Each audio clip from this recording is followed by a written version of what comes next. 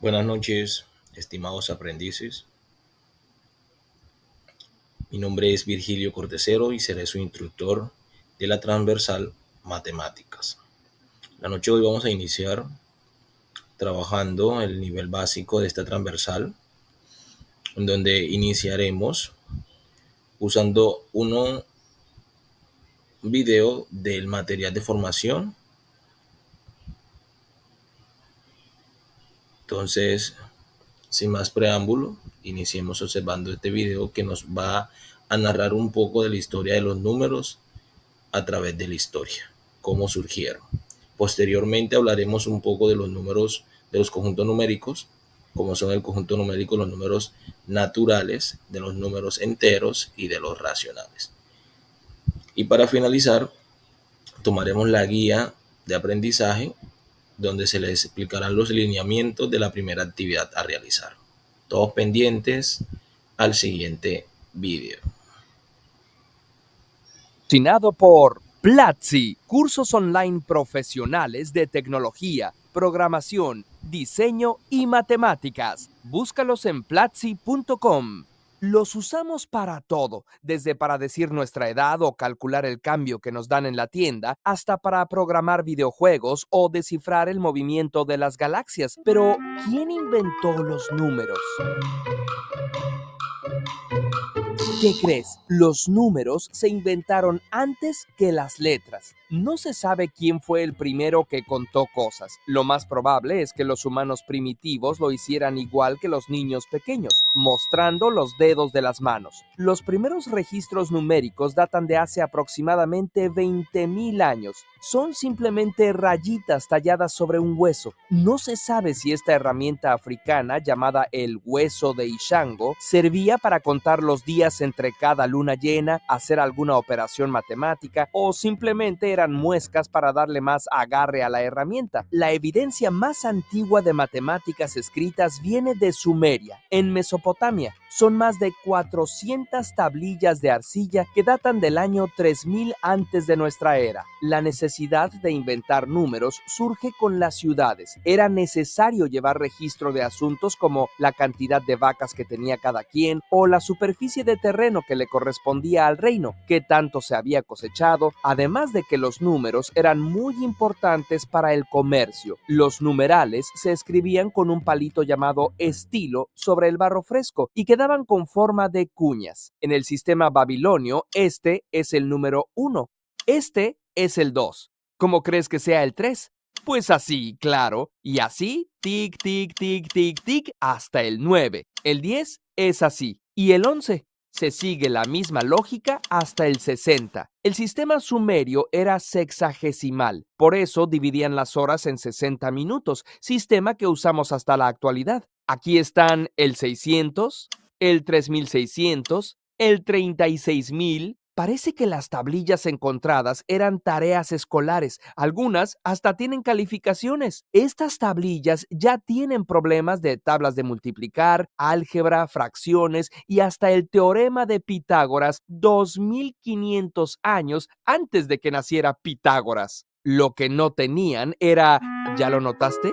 El concepto de cero, que es indispensable en las matemáticas modernas. Al parecer, los primeros en concebir el cero fueron los olmecas, y que luego los mayas usaron en sus complejos cálculos desde el año 36 antes de nuestra era. Los quipus incas también usaban la ausencia de un nudo para indicar el cero, pero estos avances no influenciaron nuestro actual sistema numérico. En Europa no lo conocían. El griego Ptolomeo empezó a usar un símbolo para el cero en el año 130 de nuestra era, pero no se usaba igual que lo usamos ahora, sino solo para las partes fraccionarias de un número. Los numerales romanos tampoco lo integraban, y eso dificultaba las operaciones matemáticas. El primer uso del número cero, tal como lo conocemos, fue hasta el año 500 de nuestra era, y se lo debemos al matemático de la India, Aryabhata. El número no solo indica ausencia, sino que multiplica por 10 la cifra que tiene a la izquierda. Y también fueron los indios quienes inventaron los números negativos y las reglas para hacer operaciones con ellos. Así se veían originalmente los números de la India.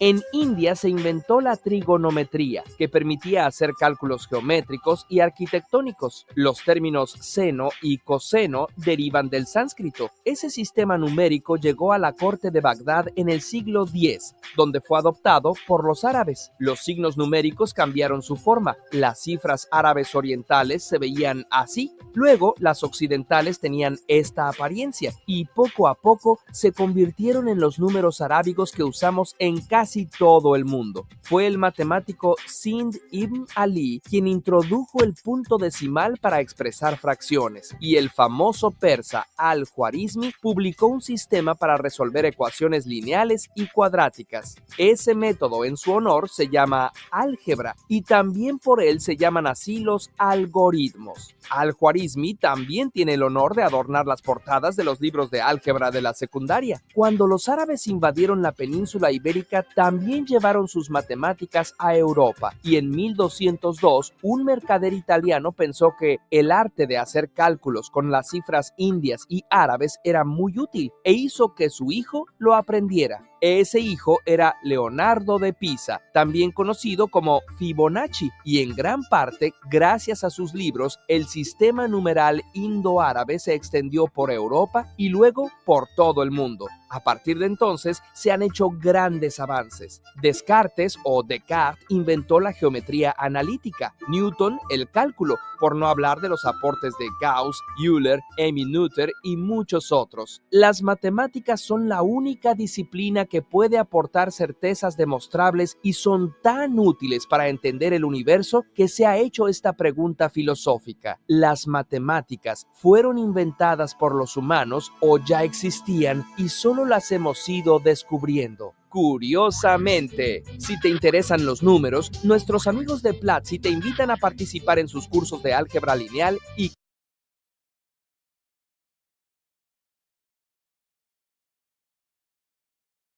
Bueno, aprendices, eh, ya hemos visto este video introductorio muy nutritivo. Entonces, posteriormente, como les venía diciendo, ahora vamos a hablar un poco de lo que son los conjuntos numéricos. Entre eso vamos a tener el conjunto de los números naturales. El conjunto de los números naturales en gran parte se definen como los números por extensión del 1 al infinito positivo. Estos números surgen de la necesidad de contar, es algo natural. Las personas contaban sus cosas, sus pertenencias, y de aquí surge la necesidad. Por eso, por ende, es que este conjunto numérico inicialmente por extensión no tiene el cero. No tiene el cero. Entonces, los números naturales tienen algo en particular, cumplen ciertas propiedades. Entre esas está la propiedad del sucesor y del antecesor.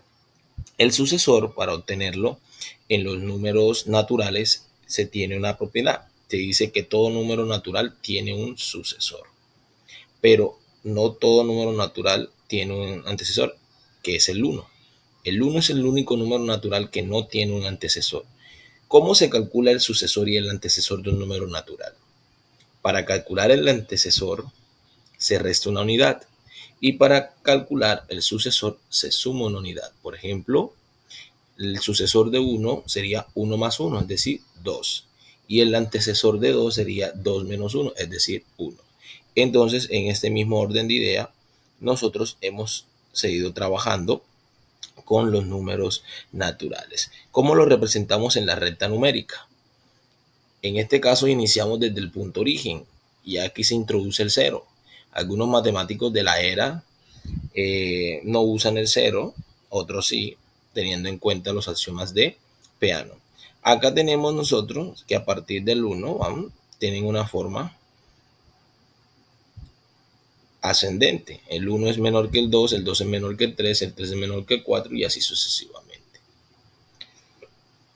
En los números naturales se cumplen unas propiedades para las operaciones, en este caso la suma, la multiplicación.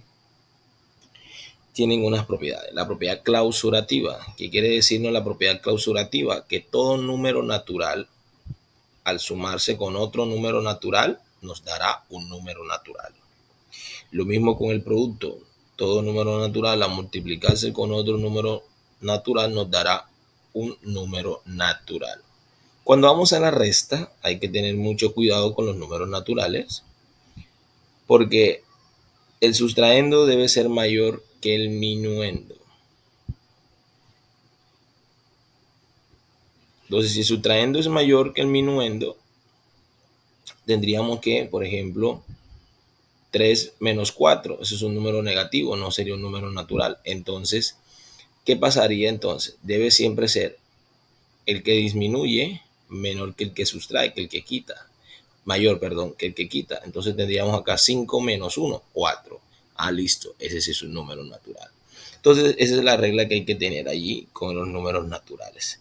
En particular cuando estemos haciendo dichas operaciones. Llega un conjunto numérico muy importante que son los números enteros. Los enteros surgen ya de la necesidad de medir cosas que estén a profundidad, por ejemplo, a profundidad del mar, a profundidad de una excavación, que estén a bajas temperaturas. Entonces, esa necesidad nos lleva a construir los números enteros. Los números enteros se definen por extensión como el conjunto que contiene tanto los números negativos, el 1 y los números positivos. Este conjunto numérico se define de la siguiente forma. Son todos los números enteros negativos unidos al singulete de 0 unido a los enteros positivos. En los enteros positivos hay que tener mucho cuidado a la hora de sumar y restar, porque teniendo en cuenta los signos de los números va a dar el resultado. En este caso, para ubicarlos en la recta numérica, lo que hacemos es ubicar todos los enteros positivos al lado derecho del 0 y todos los enteros negativos al lado izquierdo del 0. En esta parte que ven aquí hay unas actividades, unas preguntas, espero que las trabajen, que las estudien. Si tienen alguna duda me pueden preguntar de forma asincrónica en los horarios que les dejé en la plataforma Sahur. Y ahí por mi grupo de Transversal Matemática en WhatsApp estaré atendiendo dichas dudas.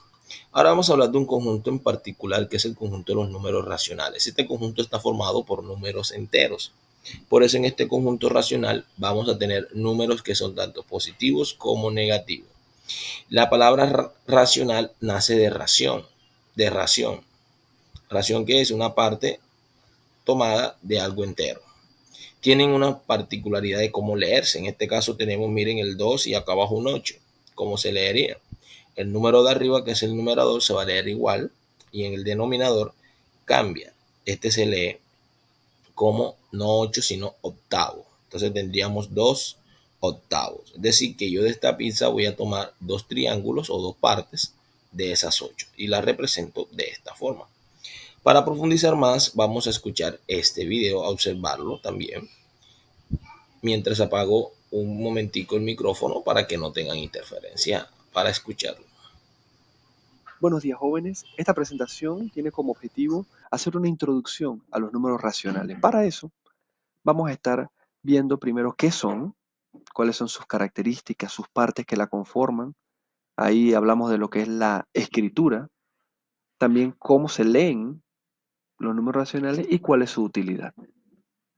Bien, iniciamos primeramente diciendo que número racional o la palabra racional, racionales, viene de lo que es ración, que si buscas en el diccionario te vas a dar cuenta que es una parte o una porción de algo, haciéndonos la idea de un objeto completo que se ha dividido en diferentes partes o porciones iguales.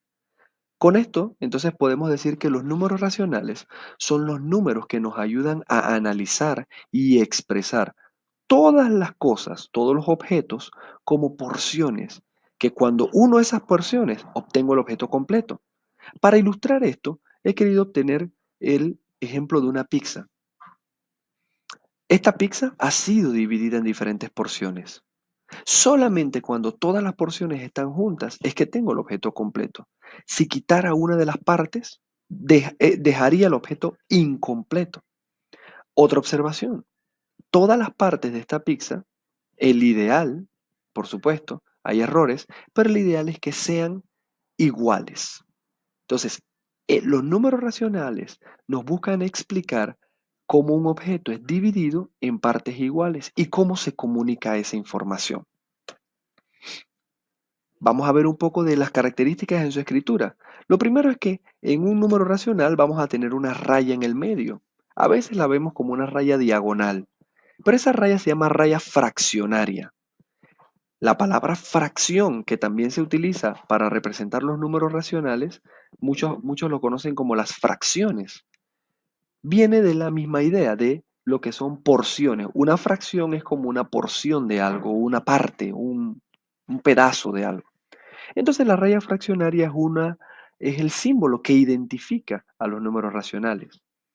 Estos números racionales tienen dos partes. La parte de arriba, que puede ser cualquier número, en este caso elegí el número 5, se le llama numerador.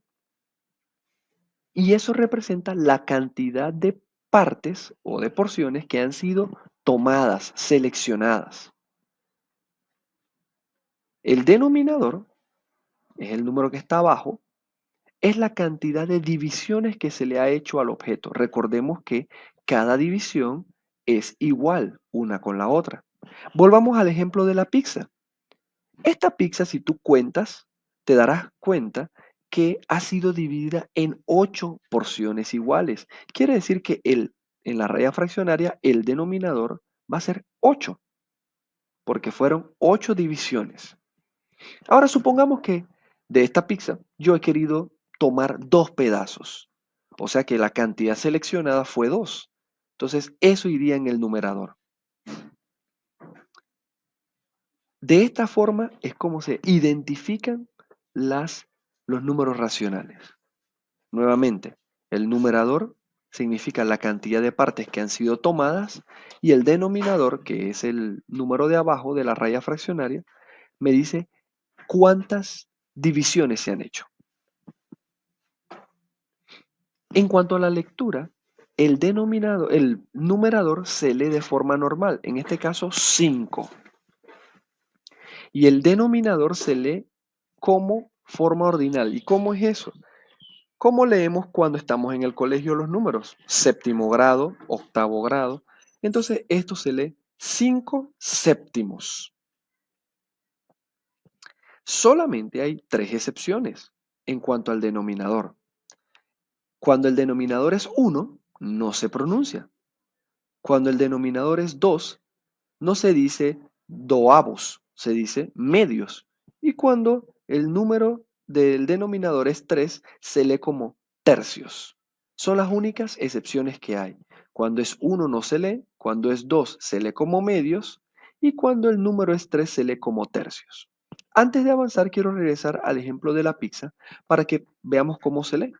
Se lee el número de arriba, el numerador se lee como normal, como 2, y el de abajo se lee como los grados del colegio, que es la forma ordinal, o sea, octavos. 2 octavos. Bien, vamos a ver en cuanto a las excepciones. Vamos a ver en estos casos. Traje 3 ejemplos para que veamos cómo se leen.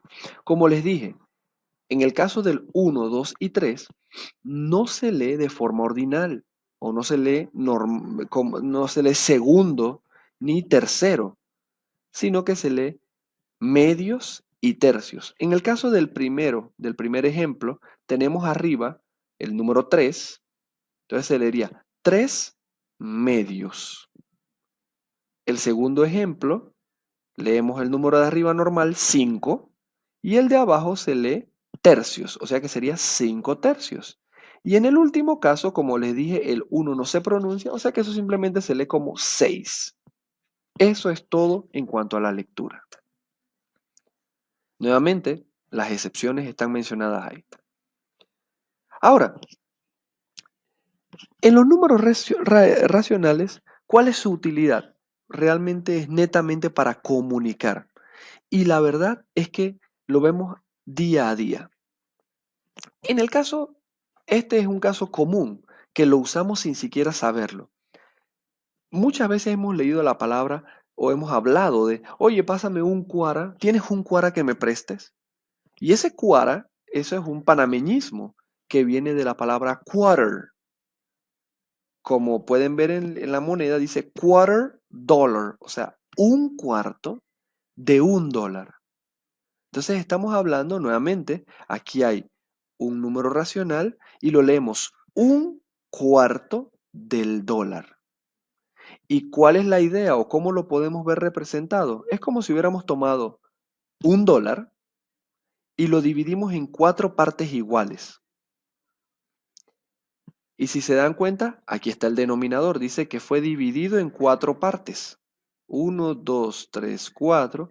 Y el numerador me dice cuántas partes he tomado de esas 4 partes. Tomé una. O sea que un quarter viene siendo solamente un pedazo del dólar. De esta misma forma, lo vemos la utilidad de los números racionales en diferentes aspectos de la vida. En el caso de la construcción, se utiliza para la lectura y para el corte o para la medición.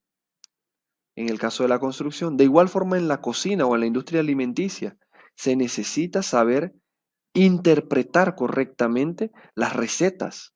Cuando nos hablan de 1/3, de 2/4, de media taza, cosas como esas. Y en la química, para los medicamentos, para la preparación de cualquier tipo de suplemento alimenticio o cualquier aditivo, se debe saber manejar muy bien los números racionales.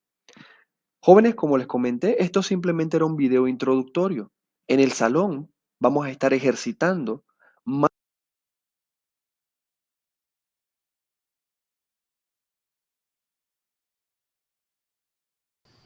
Bien, aprendices.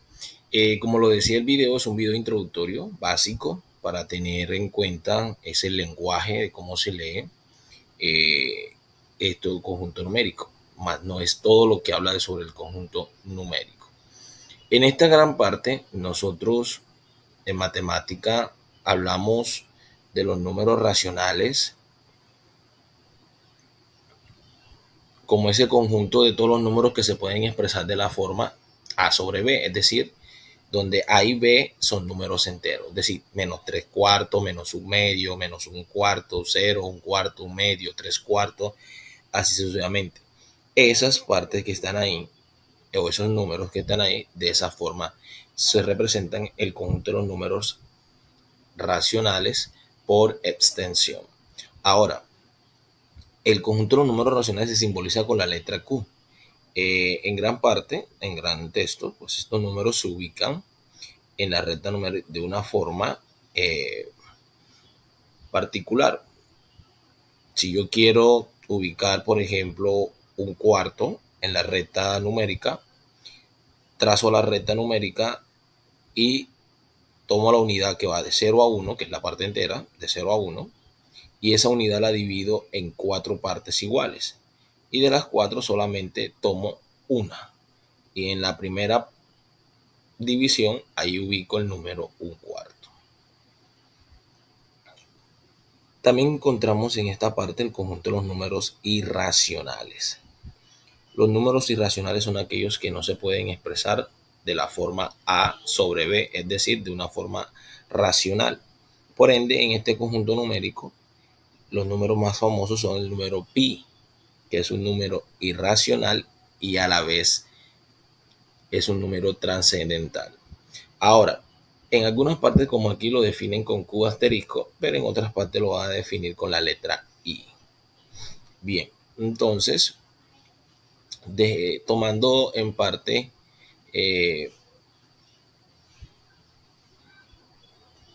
lo que es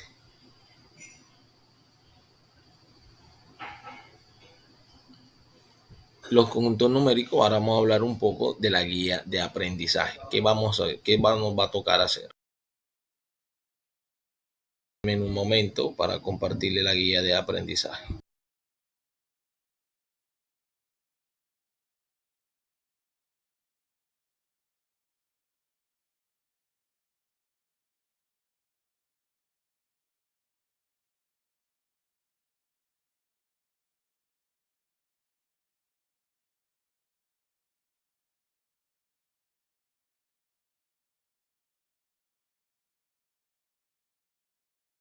Bien, espero que estén viendo mi pantalla. Vamos a ver si ya me deja mostrar la guía de aprendizaje.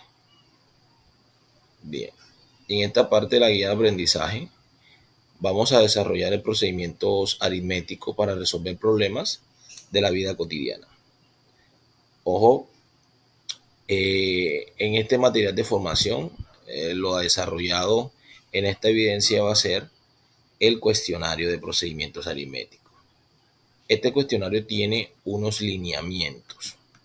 Dichos lineamientos nos indican que debe ser revisar primero el material de formación, este mismo material que les acabé de mostrar, y deben responder en su totalidad todas las preguntas de la evaluación. Posteriormente, para la próxima clase, vamos a hablar del planteamiento de una ecuación, nos vamos a dedicar un poquito, les voy a explicar un poco más de cómo se plantea una ecuación, cómo resolver algunos problemas donde nos exigen, por ejemplo, interpretar o plantear la ecuación. Entonces, estimados aprendices, esto es todo por hoy. Bendiciones. Espero que trabajen la evaluación de procedimientos aritméticos. Chao, chao.